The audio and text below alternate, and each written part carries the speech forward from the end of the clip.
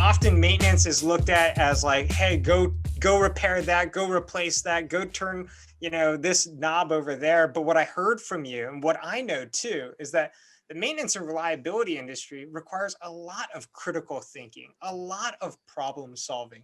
I don't think that's a common thing that, let's call it, the average person that's not deep into our industry would really understand.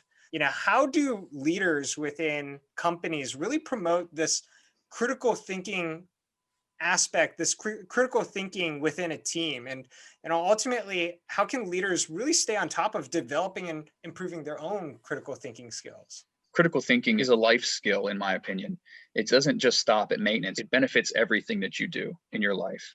And, it's a fundamental process of careful, objective thinking directed at a goal. One of the things that can be done is understanding the fundamentals of what they're doing, whether it be subject, task, machine. The better they understand what they are doing and why they are doing it, the better their capacity to think critically about it. That's one, and another is, encourage your team to question things, constantly ask why, be curious, encourage curiosity in all things. I know sometimes we get very rigid. We're like, no, procedure, don't deviate. But sometimes it's good for them to question why they're doing the things that they're doing, and you being receptive of that so that you can better facilitate that critical thinking process, and you be a champion of it in that very real moment. And help them work backwards. Sometimes I find it easier to work backwards from a problem that someone may be facing or you may be facing to help that critical thinking process. One of the big ones, and you could probably test this being in plants and organizations, is tribalism, the group think mentality.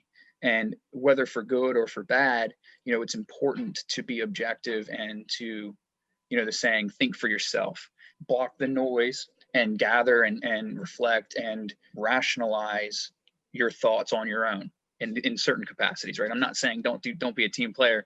I'm saying sometimes it requires that. Another big one, I don't know if you know Jim Van Tighem, he's fantastic. He always talks about pattern recognition.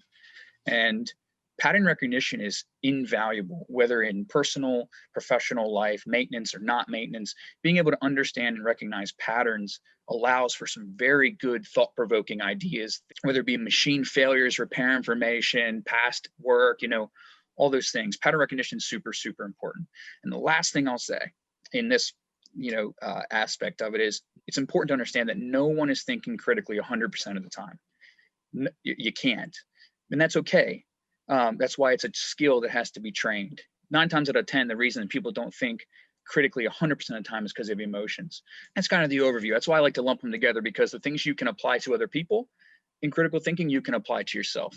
The world of maintenance and reliability shouldn't just be 100%, let's call it, execution oriented, where you're out there just following procedures. And it shouldn't also just be, hey, we're going to assign one person to strategically plan the next year. What I'm hearing from you is that it's a cumulative effort amongst every single person on the team, whether you're, the planner scheduler, whether you're, the wrench turner out in the shop floor every single day.